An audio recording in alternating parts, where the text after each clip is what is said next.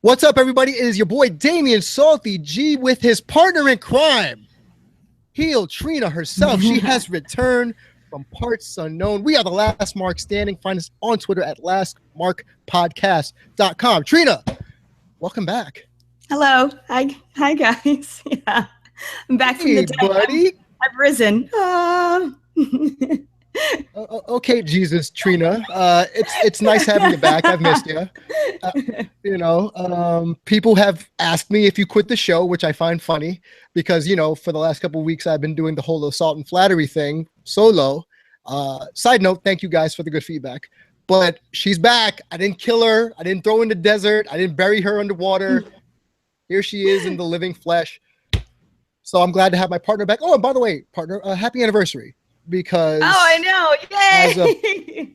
As of 3/23, it is Last Mark Standing's 1 year anniversary to the day where we started working together. So that's kind of fun, and I appreciate that. Yeah, it's great, and I just want to be thankful for you, for the fans, for everybody who supports us, the patrons. We're nothing without them. You know what I mean? So thank you. But without further ado, let's delve into this. And warning, this will not be a WrestleMania-centric podcast. So if you want to hear that, there are plenty of other podcasts for it. Move on if you don't want to hear that. This one's going to be about letting go or not letting go. And I am going to allow my partner to have the floor because she has a lot she wants to get off her chest. So Trina, by all means. Yeah. First, I want to say thank you to you guys. I really appreciate the love and support the last 2 weeks. If you don't know, in the last 2 weeks, I had a birthday. My 11-year-old dog had a massive, massive seizure 4 days before my birthday, and was in the hospital for a while, and was released finally. Couple hours before my birthday. So that, the best birthday present was having him home and having him back to normal. And then a couple days later, he went downhill pretty rapidly. We ended up putting him down last Friday.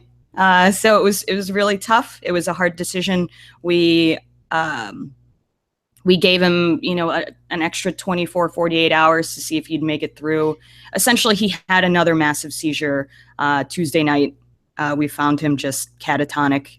If you know anything about seizures, we found him post-ictal. So just really glazed. He was pretty much gone mentally. And then we went ahead and adopted a rescue dog the next day from a puppy mill. He was a puppy mill dog. And so we've been dealing with that. There's been a lot going on. And then I guess I was not being very nice to my body, to myself. And I ended up in the ER on Tuesday night with severe gastroenteritis. I was not treating myself well. And so my body kind of rebelled, and I was in the ER for 8 hours, and that was fun. But now I'm here.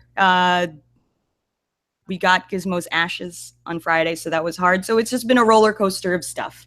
But I texted Damian Friday night, and I was like, let's do an episode about this, because we've had so much love and support from the fans, from the listeners, from you guys through this whole time. This past 2 weeks, you guys have been so great. People sending me DMs, just showing their support.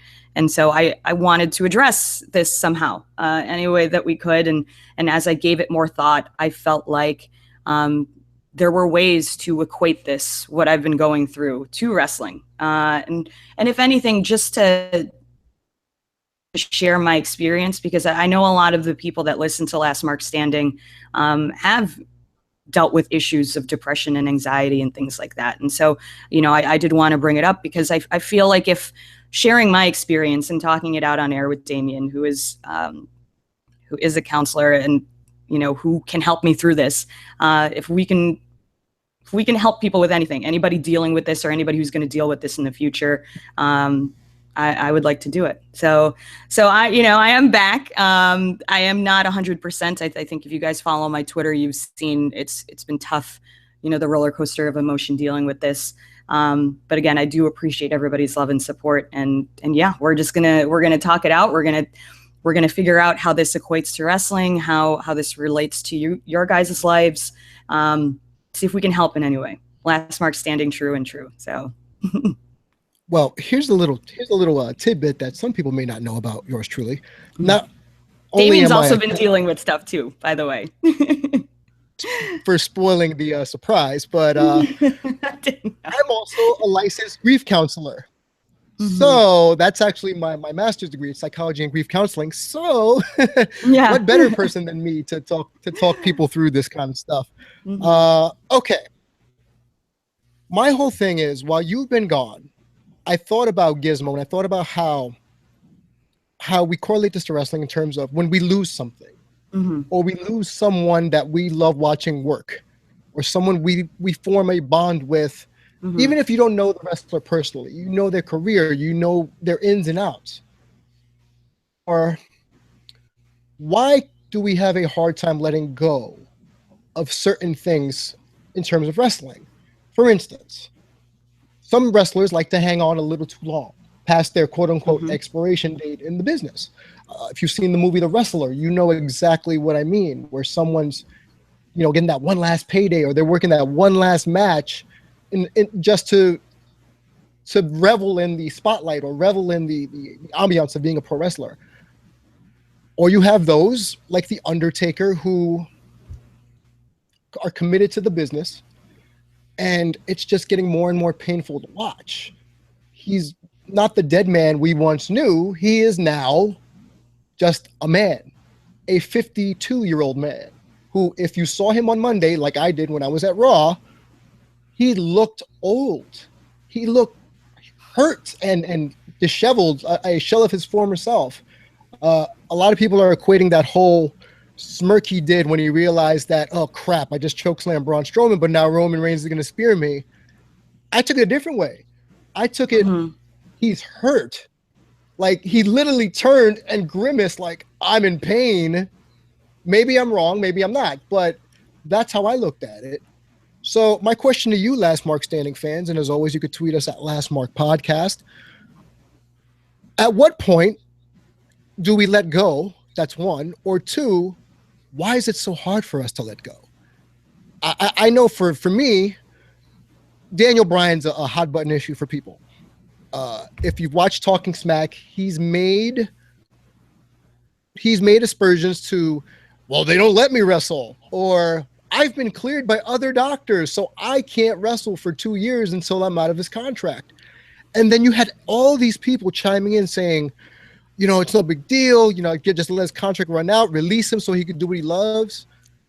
Selfishly, I understand where he's coming from, because think about it this way. If Trina and me both lost our vocal cords and we couldn't do this show, we would find any way. We would have a Last Mark Liam, our robot announcer, just do all the announcing for us as we do hand motions and gyrations. Right. In this case, I can't in good conscience see Daniel Bryan work another match as Bryan Danielson, or whatever they want to call him on the independent circuit, because two things. Number one, he has a family, a newly born child, and that takes the you aspect out of it and makes it the we and the they aspect. How does that affect their quality of life? And we'll get into quality of life later on in the show. And number two, this is where I come in with my own personal story, as you all like to, understand some parts about my life. I have been dealing with traumatic brain injuries since birth. I was born with cerebral palsy, albeit a mild form, but enough where I have to keep going back for tests and updates. Now, it's not going to get progressively worse, I don't think. But after taking a visit to my doctor 3 times in the last 2 weeks, it has been determined, after 3 different doctors have told me, 1, severe nerve damage in the left side of my body. That's something Daniel Bryan was experiencing. Things like that. Number 2, and this is the most important part because it relates to wrestling. 1 blow to the head, in my case, could be disaster. because apparently my brain is so fragile from all the post-concussion syndrome that I didn't know I had, that I was undiagnosed with for many years as a kid. One big blow, boop, I'm probably going to be in a wheelchair, lose all motor functions, or even worse, a vegetable. So I can empathize with the inner struggle of trying to hold on to something and be something you used to be. Like, I used to play tackle football all the time growing up, and maybe that was part of the reason too. But I got my ass beat as a kid. You know, you grow up in a old school disciplinarian household, and you know, instead of getting the chancleta across the room, you know, I would catch a fist to the head. I would catch a weapon across my head, and I have a scar on the front of my head that reminds me of that every day. Now, just imagine yourselves as a wrestler or as just a regular human being going through this stuff. If you think that it's easy, that a brain can heal like a herniated disc or a broken toe, let me tell you, you're wrong. It doesn't heal that easy. It takes time. My brain is constantly healing itself. My brain is like Wolverine. It's constantly trying to heal itself, but it doesn't work that way. So it's the same thing for Daniel Bryan. So if you want to see him in the ring, but you don't care about his health, or maybe you do care, but you don't know the scope of what really is going on, let me take your head and hit it with a flag stick. Let me take your head and smash it into the ground multiple times, because that is and you can attest to this, Trina, because you know wrestlers left and right. This is the quintessential daily routine of a pro wrestler. Bump, back bump, sometimes a face bump, a brain buster gone awry. These things happen, but people can't let go. And it's just, what do you want from him? Do you want him to be like the main character of The Wrestler? I don't know. Yeah. Trina. I don't know. It's hard because I empathize with what a lot of people go through, and I empathize with a lot of what Daniel Bryan experiences and what I experience and what you're going through as a grief counselor. When I lost my dog back in 2009, my mom didn't even tell me my dog had died until a month later, because when my dog was in Puerto Rico with my parents, and I did not know. And my mom decides to tell me on my birthday, of all days, that my dog died a month ago. Oh God. And yeah. So just imagine trying to, like you know, trying to enjoy your birthday, and then all of a sudden, oh, by the way, your dog's dead. Yeah. Yeah. The one member of my family that I actually like 9 times out of 10 was my dog. Yeah. And she was dead. I didn't know how to process that. And that ruined my effing birthday, for one. So I understand the need. Yeah, I mean, I won't forget 35 for sure. But you know, going back to your point, you know, about wrestling fans and wrestlers, I think what's interesting with them and the concept of grief and being unable to let go is that what makes us different, I think, from other sports fans or other fandoms is that in wrestling, there's always, you know, the chance that it's a work. You know, there's always the chance that part of the storyline that, you know, they plan to just put Daniel Bryan on the shelf for a year, let his brain heal, and then let him come back in some glorious WrestleMania moment, you know, and yeah, okay, maybe there is that possibility. But we can't hold on to that.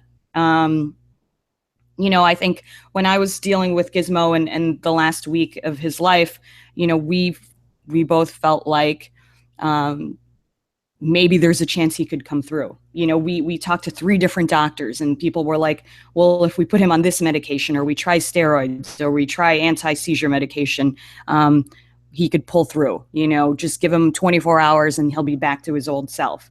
And those are the things that we were hanging on to. And I think wrestling fans, more than any type of fandom, that's what we hang on to, is because we do suspend our disbelief, and we do hang on to the chance that somebody could always come back. There could always be a run-in, you know, like we could be watching Raw randomly and suddenly Shawn Michaels shows up. You know, and that's what I think we deal with as wrestling fans, is that we hang on to that thread of chance and hope that something could happen. And it's hard because I think this is what's specific to adult wrestling fans, is that you can hold on to that belief. You can have that hope. But, you know, logically, reasonably, as an adult fan, know that there's also the chance that Daniel Bryan will never wrestle again. Know that a 53-year-old, 52-year-old man who's been wrestling for 25 years probably shouldn't take any more bumps. You know, it's just, I just don't like people fueling the fire of the misinformed, of people who don't know about brain injuries or don't, you know about science or medical things in the human body, fueling that fire of like, yeah, you know, Daniel Bryan could come back. I think we should be telling each other, no, think about people's health first. You know, I think right. There are people that want to believe, and I think we need to be reasonable and rational about it and be like, look, I understand that you love Daniel Bryan, or you love The Undertaker, or you love Sting, you love all these people, and you would love to see them have one more match. But always keep in mind that these are all humans. They're all fragile. They're all passionate like you are, you know, and it's like, I don't want to be part of the fandom, the factor that pushes The Undertaker to do one more match because he can feel it from the fans. As a performer, as somebody that we've loved for 25 years, I feel like he should also feel from the fans, hey, it's okay to retire. It's okay to let go and stop wrestling. Like, we will still love you. We will still give you the reverence that we give you if you don't have that last match. You know what I mean? Like, I feel like it's up to us to flip that script and be like, telling these guys, like, no, you know, like, you can still have a viable career, you know, as a legend, as whatever you want to be, and we'll still be there for you if you're not destroying your body and not wrestling. You know, someone in the chat is like, look at Brett Favre. You know, like, part of it is our job as the fans to let these guys know that it's going to be okay if they stop wrestling. Right. You know, they can go start their own organizations. I mean, look at Tommy Dreamer, you know, like, yep. He's still House of Hardcore. Right. Exactly. You know, and he's dedicated himself so much to this organization. He's so serious about what he does. If you ever go to a House of Hardcore show, you will see how much he's poured into this, and he's transferred sort of all of that passion that he had in wrestling. And he does still take bumps, but he does it safely. You know, he's not doing crazy stuff. But this is how we can help wrestlers and the wrestlers that we love transition into another phase of their life, is for us to just snap out of it and be like, hey, it's okay to stop. It's okay to stop and think about your health, because we also think about your health and we see you as people. And, you know, I don't know. Hopefully that makes sense. It does. And what I'm wrestling with, that pun unintended, as as you're telling me this, is, are we, you know how you and I always bang the drum of being a better fan or being a better human in terms of wrestling and being a part of the show versus making the show about yourself, things like that, right? So what I'm thinking of while you're talking is, are the typical, I don't want to say marks because that word is derogatory, but is the typical fan that caring or that empathetic to put the person's health over their own selfish, I want to see them wrestle one more match? Are we giving them too much credit when we say we can help this wrestler A realize it's okay to retire? We might be at this point in time, but I think that is what we are trying to do as a podcast, as Last Mark Standing, as two very super empathetic people, to remind the adult fan that, like, we're all just human, you know, like, so, to like this is the unique thing about being an adult fan, is that we are able to slip so easily between worlds, between reality and escapism, you know, and it's just a reminder. It's like, you know, maybe it is giving them too much credit to break kayfabe and be like, look, there's a human being under this. But I also think it's not giving them too much credit. I think maybe our audience specifically is the type of audience that can separate the person from the wrestler. You know, and if we can help change minds, I think that's the best way to go. You know what I mean? Like, I would much rather give people the benefit of the doubt, or try to speak to a little, you know, that little piece of them that does have empathy, and try and tap into that. And so I'm not going to change my tune and be like, you know, I'm a mark, first of all. Marks are just too dumb, or marks are just too wrapped up in wrestling world to see that there's a human being under this. And talk about it like a rational adult and be like, give them the benefit of the doubt. Look, like, okay, maybe you don't want to believe. There's a part of you that doesn't want to believe that Daniel Bryan is done. Just listen to our side, and listen to somebody like Damian, who has dealt with brain injuries himself, and just open your mind to the fact that, you know, it's okay to let go.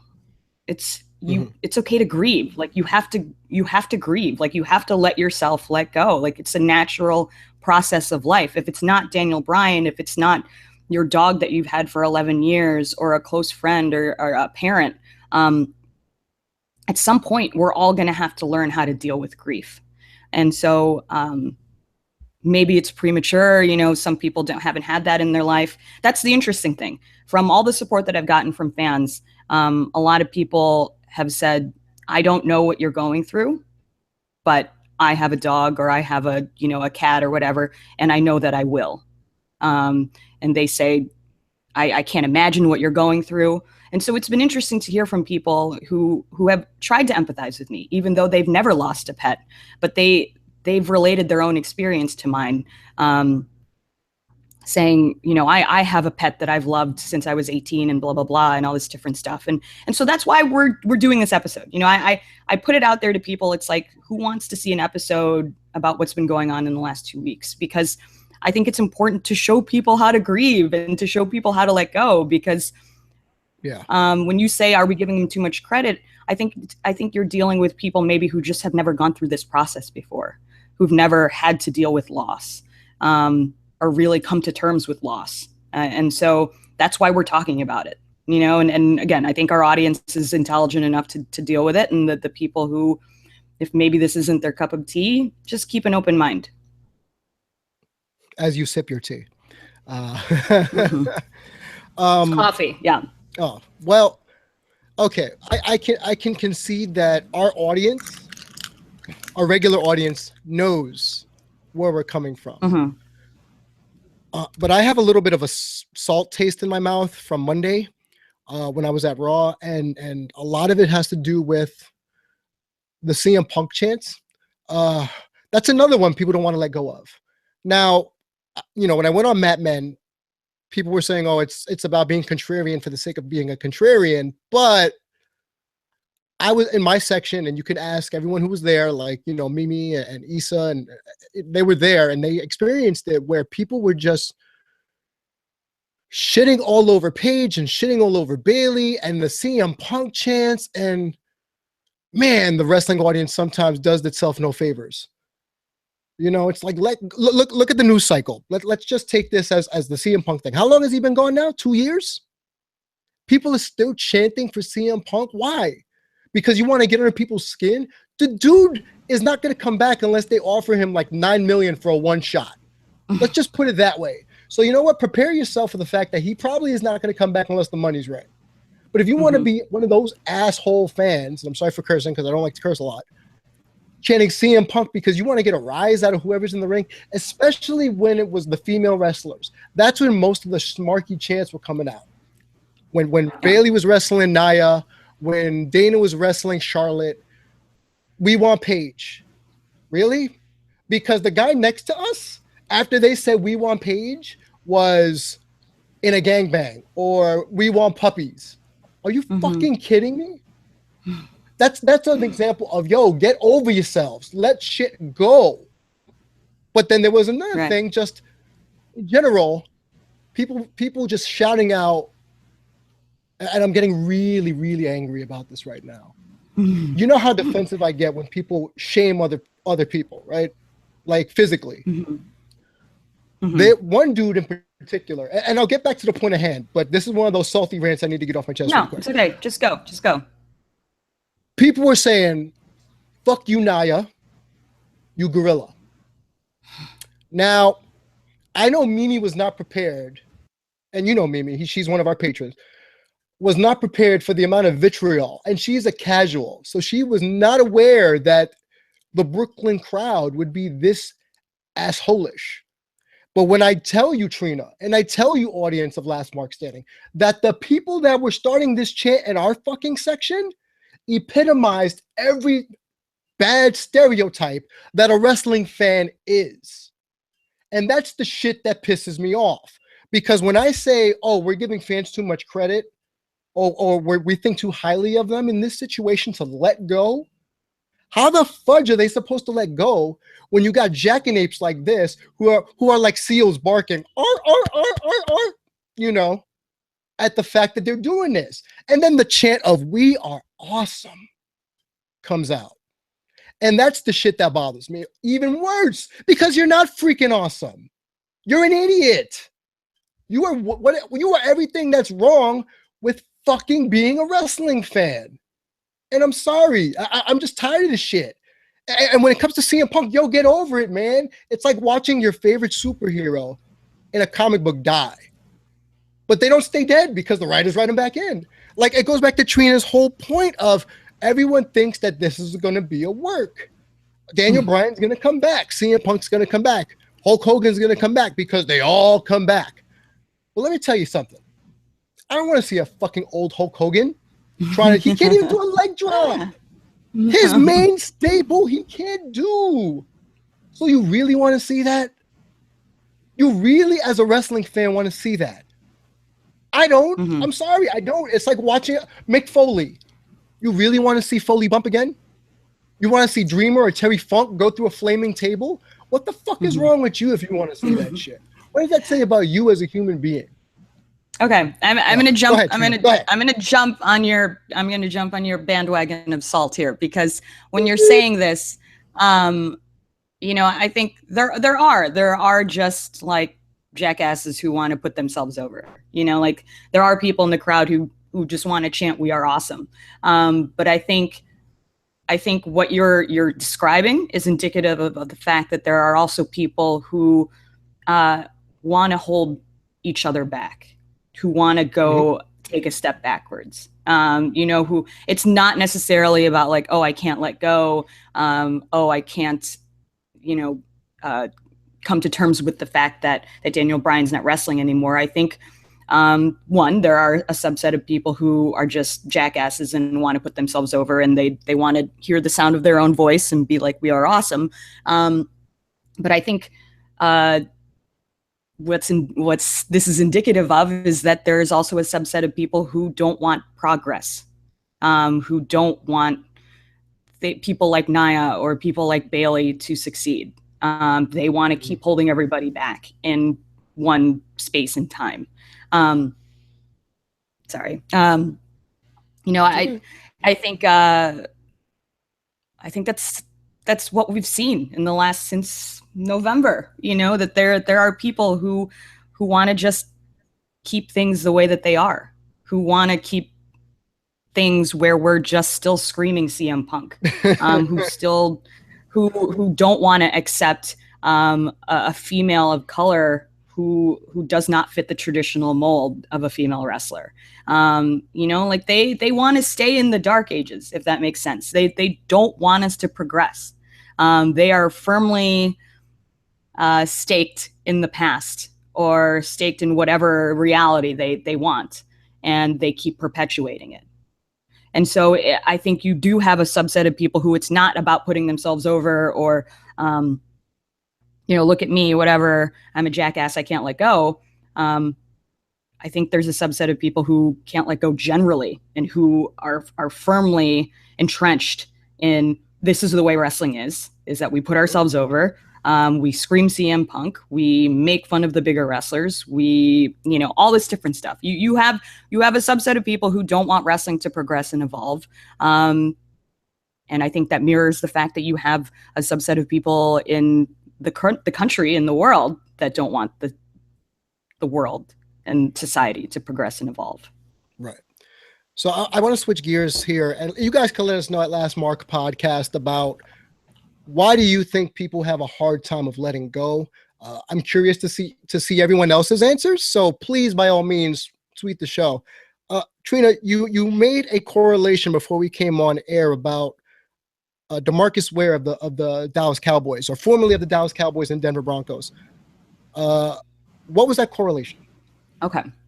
So, my connecting all of this, my grief and all this different stuff with wrestling and how we can't let go sometimes. When I brought this conversation up with friends, who don't watch wrestling, who watch other sports like football, I asked, it's like, okay, wrestling fans can't let go of Daniel Bryan. They can't let go of CM Punk. They can't let go of Hulk Hogan. How do other fans in other sports deal with this? And it was interesting because I'm a Cowboys fan.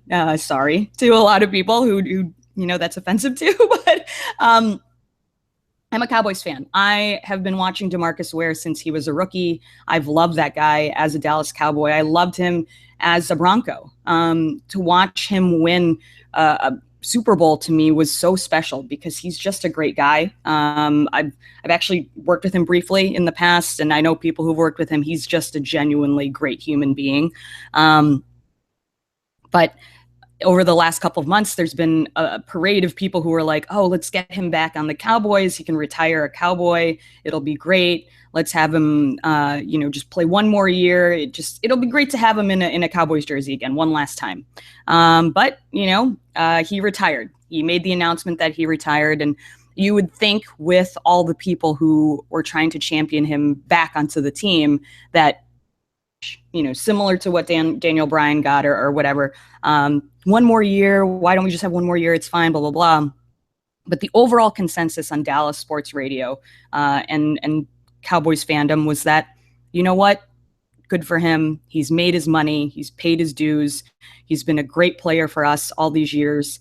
Let him go and relax and live his life. And I found that really interesting because I don't feel like wrestling fandom has done that for someone like Daniel Bryan. He literally just had a child, and you have people foaming at the mouth at the thought of him coming back for a WrestleMania and one last match and wrestling The Miz or whatever. It's like, why can't wrestling fans, first and foremost, be happy for the person that they have now transitioned into another part of their life, that he's now GM, he's on commentary, he has a wife and a kid and all this different stuff. Like, I get the idea that there's always the chance that it's a work or whatever, that he could come back. But I want people to have the first thought in their minds and hearts to be good for him. Like, he's a great person. I like him as a person. I'm glad things are going well in his life. And then maybe let that second part of you creep up and be like, oh, it'd be great if he came back. But what I would like to see, and even if that's not like internally your first thought, let's have it be externally your first thought. The idea that you project to other people. It's like, yeah, maybe you want him to come back. But when you're talking to people on Twitter, when you're talking to fans online or in person, let's spread the idea that, look, we're happy for him. I love him as a person. I love him as a wrestler. I am happy for him that he has now found a second calling in life. He's done fantastic as a GM, as a commentator, talking smack, all this different stuff. Like, and so I found it interesting because I feel like wrestling fans have the ability, I think, to suspend disbelief and to believe that there's chances that people can come back and all this different stuff. But let's turn that off for a minute and, be people. And so I found it interesting that Cowboys fans who are fucking insane, and I'll say that as one of them, were able to do that. If you listen to sports radio after any game, any of your team's games, people are insane. People are making up all sorts of conspiracy theories and trying to blame whoever and all this different stuff. But to hear the consensus of people be happy for DeMarcus Ware that he retired was so refreshing to me. And it would have been, it would have been nice if like I saw the consensus of adult fans on wrestling Twitter, wrestling internet be like, you know what? And people were, trust me, Gino at Cage Side Seats is a great example of this. Very, very emotional. I know personally that he was very emotional when Daniel retired. I talked to him offline. He put out a lot of good articles and stuff like that when Daniel retired. And I know personally he dealt with it very hard. But the public persona that he put out there was, I care about this person, as a human being. Let's be happy for him. I think one of the things that I remember Gino saying was like, good for him. I want him to just go right off into the sunset and have a wonderful life with Bree and have a child and all this different stuff. Like, to me, that was so important that was what he was putting out into the world. I know he had a hard time dealing with it, but I think it's up to people like us and Gino to show people this is the way to grieve. This is the way to deal with loss, is to think about the positive and to think about, the other possibilities here. And, maybe this is a little harsh, but sometimes it's a little selfish to want people to come back and to do the things that we want them to do. Think about the other person, and it's like, I don't know. I'm sort of losing my train of thought here, but that was my, you're right. That was my connection. Because for me, I think it really just boils down to selfishness. And it's not even the fans, it's themselves. I'm going to go back to my original point of the movie The Wrestler. That's a real life situation. Let's be honest here, because every wrestler, if they're standing, they're working a match. It's just a matter of working a match differently. Somebody brought this up to me recently. Tracy Smothers is still working matches to this day. Oh, Tracy. And you know that, Trina. And he's not doing crazy bumps like you said with Dreamer isn't doing them anymore. He's working smartly. He's an old school heel. He's getting over with the crowd. Now, if Daniel Bryan wanted to come back and wrestle, I don't even want to say a street fight because that's dangerous. But like a safe style where he doesn't have to take a bump like Brett did for that one-off against Vince McMahon when he didn't take a single bump at WrestleMania, I can sign off on that. But I know in an athlete's heart of heart or a human's heart of hearts, they're going to want to do what made them great. And and I put in the chat, he's going to push it to the point where he's still doing suicide dives, diving headbutts. And I'm just thinking, no, don't be Chris Benoit. Like, that's the first thing I thought about. Is don't turn into Chris Benoit, where so many blows to the head leads to you having the brain of an 80-year-old man, and then you do something so tragic because you're not in your right mindset. That's my worry of selfishness. Right. And okay, going back to that, in the YouTube chat, Freaks of Wrestling Podcasts asked the question, how are fans supposed to give up on Bryan wrestling again when he's not giving up on it yet himself? Pretty much. And my answer to that, and the way to not be the selfish fan, is to show him that there are options, that wrestling again isn't the only way for us to love him and adore him as a person. That's how we do it. It's like, I know he's giving us little dropping hints and giving us glimpses and giving us hope. But at the same time, I think our job as fans is to show him that, like, look, we love you unconditionally. And if you never step into a ring again, that's fine with us. And we will still adore you and love you as a wrestler and a person. That's where we come into play. and this helps active wrestlers as well. You guys know that I know a lot of independent wrestlers personally, and I know things about them that some fans don't know because I talk to them, and I know someone right now that is going through a really difficult time because he's had a lot of injuries lately. But yet he is out there on the scene. He's wrestled at every hot, promotion out there. He's going to be wrestling at every hot promotion out there. But right now, almost debilitating injury right now that he's got going on. And so in his mind, he has to keep wrestling because he's hot right now. In wrestling world, he's hot right now. I know who everywhere. It is, right? Yes. But, yeah. Doesn't really have medical insurance, doesn't, have the means necessarily to take care of this injury in the long term and take care of his health in the long term, but yet still has to jump on this whole bandwagon, has to jump on this now, because for an independent wrestler, when you're hot, you're hot. Like, you can't take a break. Matt Cross is another example. He started out so hot and broken leg, and it's like these guys don't feel like there's any other outlet or option for them if they're not physically in the ring wrestling. They feel like if you're not seeing them out there, that they're going to be forgotten, that they won't be able to come back after this injury and recapture that hot streak they had. And so I feel like it is up to us fans to be like, look, if you take a break because of health, look, Marinello, it's like, if you take a break because of health, that we will still be there for you when you get back. That just because you're gone for a couple weeks, a couple months, you're not in the ring, we're not seeing you wrestling, that when you come back, we will still have the same love for you, if not more, because you took the time to take care of yourself and thought about longevity. Because that's the thing. Let's switch to active wrestlers, because we've been talking about Daniel Bryan and CM Punk and things like that. But where we can help active wrestlers is to show them, like, look, if you slow down and maybe change your gimmick up or change your style of wrestling to provide yourself with longevity and provide the fans with longevity, that's a love letter to the fans. That's the same, like the amount of killing of his body that Joey Janela does, I think can be compared to what Joey Ryan does, because both of these guys, very separately, are trying to continue their careers in wrestling for as long as they can. Right.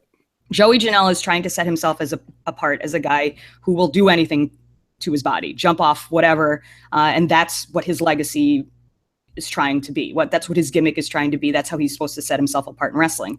Meanwhile, you have Joey Ryan with his shtick, and I've talked to him about it, and he loves the fact that his shtick is over and it provides him with longevity. He knows that in 20 years, he'll still be able to do the Joey Ryan shtick, and it'll still be over, and his body will still be fine. And so this is my point in, like, as fans, what can we do? We need to show guys that, like, destroying your body is not the only way to have longevity in this industry, and it's like, I would love for fans to show this person that I know that like, you're getting booked at places you've never been booked before, but if you have to take time off, it's okay. And like 3 months from now or whatever, whenever you're well, like, we'll put you back on that hot streak. Like, we will get you booked at those places. It's fine. Like, we won't forget about you. Like, that's the thing about adult fans. We're not children. We're not fickle. Like, you have the ability to continue to love somebody and care about them and be there for them, even when they have to disappear. Like, Trina, I love you, but you are so positive that wrestling fans have people's best interests at heart, and I love it. Maybe they don't. I wouldn't be me if I wasn't. Right. They don't, and that's the thing that someone just brought up a good point in the chat about Tommy Dreamer, admitted to having over 12 concussions, but he still had a WWE contract back in 2015, 2016. So if you can make money, and they'll still put their body on the line to make money, yeah, they're going to do it. And I agree with you. They should change up the style. But it's a matter of, like I said with the Bryan point, doing the style that made them famous. It's one thing if you're okay, let's just take insert generic luchador A in this situation. A high flyer. How, like Jeff Hardy, perfect example. Now that they're older, Jeff and Matt, they can't do the depth-defying shit they used to do. So now what do? They hit their spots and they wrestle a more psychological style. It's only because they're more charismatic now than they ever were in their WWE iteration that the fans have accepted it and not said, you know, do a swanton off the ladder. Because when I saw them at HOG, people were saying, we want ladders. I'm thinking, you really want the Dudleys and the Hardys in their 40s to be doing bumps off of ladders? That, for me, when you say adult fans aren't fickle, I think for the most part, the majority of them are fickle. They are. We're the minority in this situation. I know. And I know we tried to change the narrative at Last Mark Standing, and that's what we're about. But we're giving people way too much credit here, man. And it starts with us, yes. Going to run into those small roadblocks of people that still want to see Ric Flair do the Flair bump, you know, off the turnbuckle, or Sting take another buckle bomb from Seth Rollins. Right. We have a morbid curiosity to see people get hurt as humans. That's just, we like the car crash. And as long as the car crash is happening, people will tune in and watch. And that's why Dreamer still did bumps in 2015, 2016, doing a tables match. No matter how protected you are in a tables match, it's still gonna hurt. Look, I know Tommy Dreamer, and I know you do. You know, and I know about the contract. We were talking about it last year. This is the business. So yes, he had a contract with WWE 2015 for a while, but I want to say, and I do know him, but I'm not going to speak for him, but from our conversations, this is what I've taken from it, is that when you're a wrestler of his age, you have to take every opportunity. And so Agreed. For him, it was in his best interest to continue with that contract while he was building House of Hardcore. When he had that WWE contract, House of Hardcore was not what it was. But in keeping that contract for as long as he did and keeping that continuous stream, he was able to build House of Hardcore to something that it is now. And so just because he has a contract, it didn't mean that he had a contract to take bumps. You know, at the end of the day, he chooses what he does with his body. And so sometimes guys have to stay under contract. And look, sometimes Daniel Bryan has to stay under contract with WWE because his wife is very much entrenched. His wife and his sister-in-law are very much entrenched in the business. And so he needs to continue to work for them and tease things that may or may not be true because that's his job. And so it's like, I get it, you know, like it rings hollow that he has to retire, or it rings hollow that Dreamer keeps a WWE contract in 2015. But again, like as adults, this is the business. Like, realize that there's a business behind all of this. Like, this is not just people like wrestling because they love wrestling. These are human beings who have to make a living. And so Tommy Dreamer, though, you know, the man is great, but he has great business savvy. And that's what I'm saying, is that him keeping that contract, part of it is just keeping a revenue stream while you're trying to build your own thing on the side. You know, and he's so entrenched now in House of Hardcore. They're going to Australia. I saw that. I actually don't think I'll have to ask him. I don't think his contract is active anymore. I think he chose not to renew. And he chose not to renew right at the time that Hardcore was taking off. Timing, you know, and so, you know, I get it. You know, like these guys drop hints. They like fake retire, or they give us hope that these things are going to happen. But, you know, like, again, like, be a rational adult and just think that maybe like they're doing it for different reasons, for business reasons and all this different stuff. And I know I am giving people too much credit. But I think it's valid to put this argument out there. I think it's valid for people to see that there are people who can still be passionate fans and still support wrestlers, active wrestlers, and retired wrestlers, and still think of their welfare. I feel like I am a good fan, and I think I can still be a good fan by wanting Daniel Bryan to stay retired. I think I can be a good fan, you know, by having empathy. There's nothing wrong with having empathy. It doesn't, there's nothing. It doesn't wrong, cost you anything, right? And it doesn't.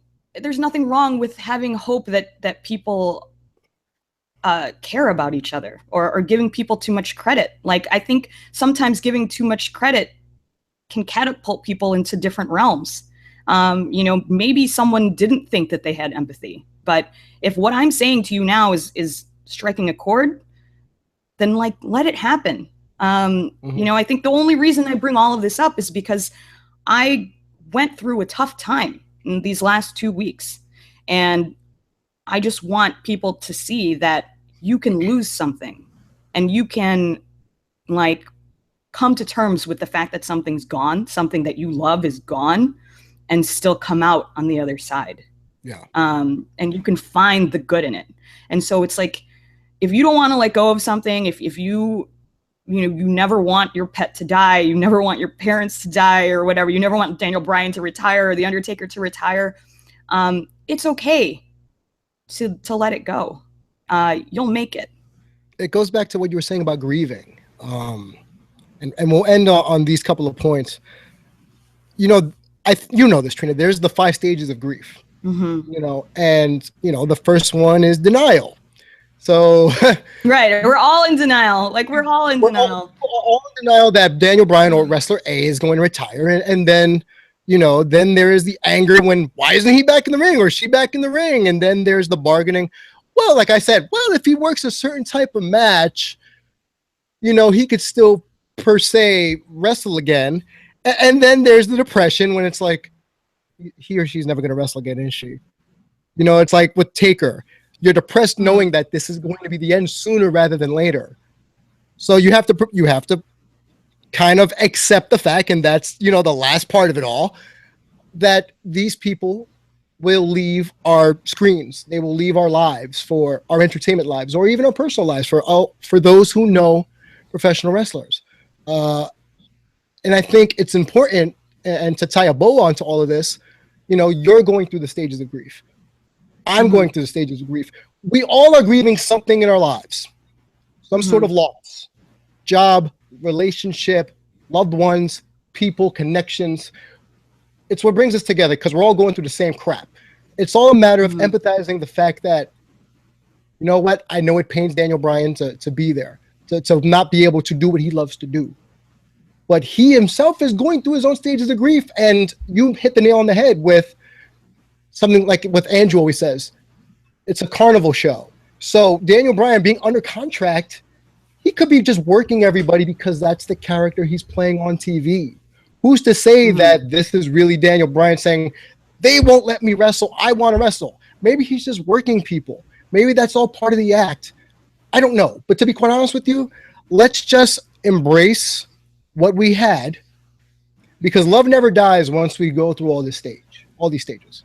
When we get to the acceptance part, we can look back and say, shit, I loved The Undertaker for all 25 years. You know, like, I thank whatever he gave us. I thank Bryan Danielson. That's a special thing, too. You know, it's special. It's powerful.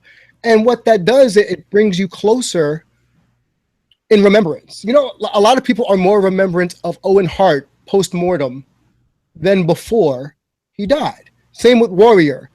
When people die, and some are rather unsavory, you know, Warrior made a lot of derogatory comments about the homosexual community, but in his afterlife, he's been revered. He was a known dickhead to people in business and in life, but he's remembered for that Hall of Fame speech. You know, when Daniel Bryan officially retired, he was remembered for crying backstage and leading that one last yes chant.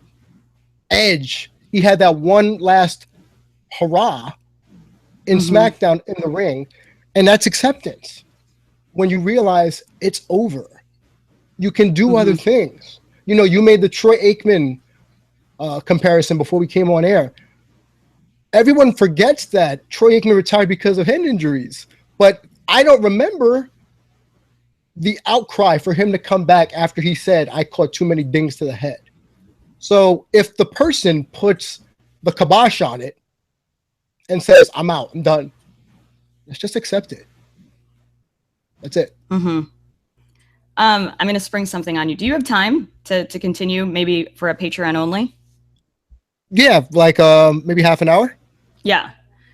Because one thing that I want to bring up, because you sort of touched on this, is that part of the reason I wanted to do this was to help people grieve, because I don't talk about my husband that much. It's my personal life, but my husband had probably a worse time dealing with the loss of our dog. And so it's been interesting to see how my grieving process helps his grieving process and vice versa. And so that's why it's important to talk about these things together and like try and get over our grief of Daniel Bryan or grief of whatever, because it brings the people that are still there closer together. Right.